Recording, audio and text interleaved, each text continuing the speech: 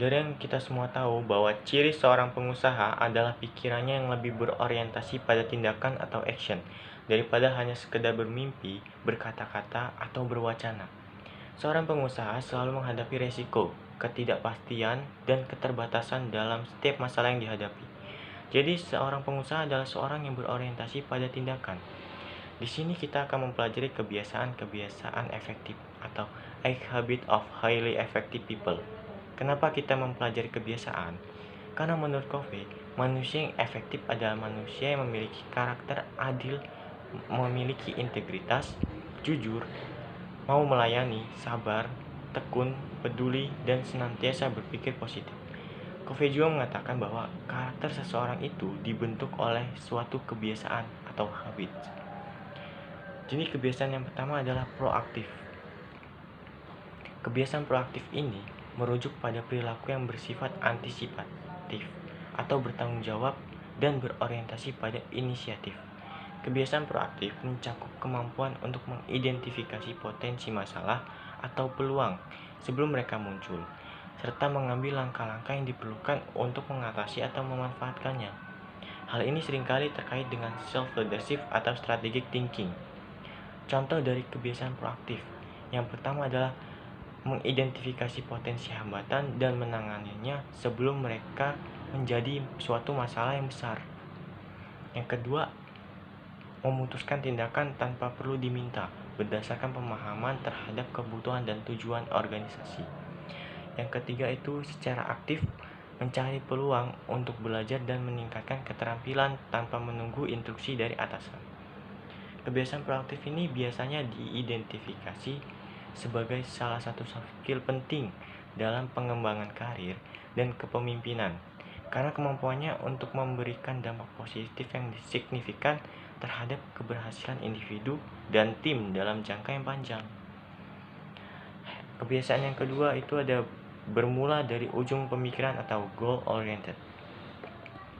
Goal oriented adalah istilah yang menggambarkan sikap, pendekatan, atau perilaku seseorang yang berfokus pada pencapaian tujuan tertentu.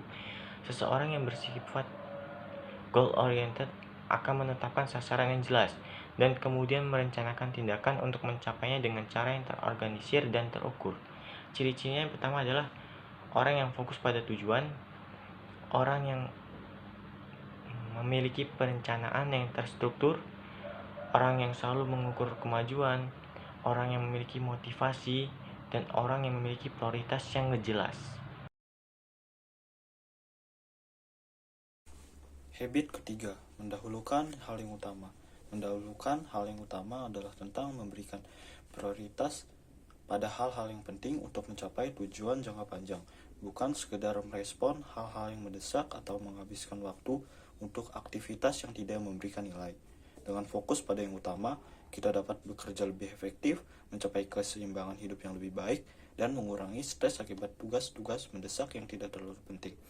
Berikut ini adalah cara untuk menghindari kegiatan-kegiatan yang tidak perlu. Yang pertama, fokus pada prioritas utama. Yang kedua, menggunakan matriks manajemen waktu atau matriks Covey. Ketiga, kedisiplinan dalam menjalankan prioritas. Dan keempat, mengatakan tidak pada gangguan. Habit keempat, berpikir dan bertindak win-win. Berpikir dan bertindak win-win adalah pendekatan yang efektif untuk mencapai solusi yang saling menguntungkan dalam berbagai situasi, baik dalam konteks bisnis, pribadi, maupun sosial. Dengan mengedepankan kolaborasi, komunikasi terbuka, dan fokus pada kebutuhan semua pihak, kita dapat menciptakan hubungan yang lebih baik, mengurangi konflik, dan mencapai hasil yang lebih memuaskan bagi semua pihak yang terlibat. Kerjasama. Semua pihak diharapkan untuk bekerja sama, berbagi informasi, dan berkomunikasi secara terbuka. Hal ini membantu dalam menemukan solusi yang memenuhi kebutuhan semua pihak. Kedua, mengutamakan hubungan. Pendekatan ini memprioritaskan hubungan yang baik antara semua pihak, sehingga kepercayaan dan rasa hormat dapat dibangun. Hubungan yang baik akan mendukung kerjasama di masa mendatang. Ketiga, berbasis solusi. Dalam berpikir win-win, fokus utama adalah pada pencarian solusi yang inovatif yang dapat memenuhi kebutuhan semua pihak. Ini mendorong kreativitas dalam mencari alternatif yang mungkin tidak terpikirkan sebelumnya.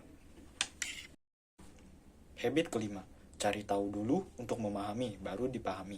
Kebiasaan cari tahu dulu untuk memahami, baru dipahami adalah tentang menjadikan pemahaman sebagai dasar berkomunikasi dan berinteraksi dengan orang lain.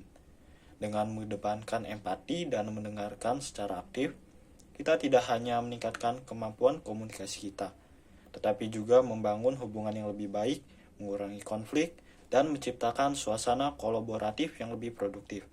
Kesatu, dengarkan aktif. Fokus pada pemahaman daripada hanya menunggu giliran untuk berbicara. Yang kedua, tunjukkan empati, berusaha melihat dari sudut pandang orang lain dan memahami perasaan mereka. Yang ketiga, komunikasikan setelah memahami. Sampaikan perspektif Anda dengan jelas dan penuh pengertian.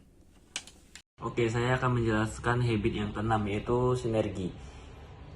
Misalnya ada dua pihak A dan B, dan bila masing-masing bekerja sendiri-sendiri, masing-masing hanya akan menghasilkan 2 buah saja. Dan kalau dijumlahkan A plus B sama dengan 4, dengan sinergi antara A dan B, maka 2 tambah 2 sama dengan 4, inilah yang disebut sinergi. Dan yang ketujuh yaitu menajamkan ketahanan, fleksibilitas, dan kekuatan. Kebiasaan menajamkan ketahanan, fleksibilitas, dan kekuasaan sangat penting dan menghadapi tantangan hidup. Dengan mengembangkan ketiga aspek ini, individu dapat menjadi lebih resilient. Dan yang terakhir yaitu habit ke-8, menemukan keunikan pribadi dan membantu orang lain. Dengan memahami dan mengembangkan keunikan kita sendiri serta mendukung orang lain dalam proses ini, kita menciptakan lingkungan yang positif, inklusif, dan memberdayakannya. Prinsip ini tidak hanya memperkuat rasa percaya diri dan meningkatkan hubungan, tetapi juga berkontribusi pada pengembangan pribadi dan profesional yang lebih baik. Oke, sekarang saya akan membacakan kesimpulan. Dari 8 kebiasaan ini bukanlah hanya sekedar daftar tugas, melainkan sebuah pendekatan hidup yang komprehensif untuk mencapai kesuksesan yang lebih berarti. Intinya adalah tentang pertumbuhan pribadi, hubungan interpersonal, dan kontribusi terhadap lingkungan sekitar. Dengan mengadopsi kebiasaan-kebiasaan habits ini, seseorang diharapkan dapat lebih proaktif, berfokus pada tujuan, memprioritaskan, membangun hubungan positif, memahami orang lain, dan bekerja sama. Dan yang terakhir itu menemukan tujuan hidup.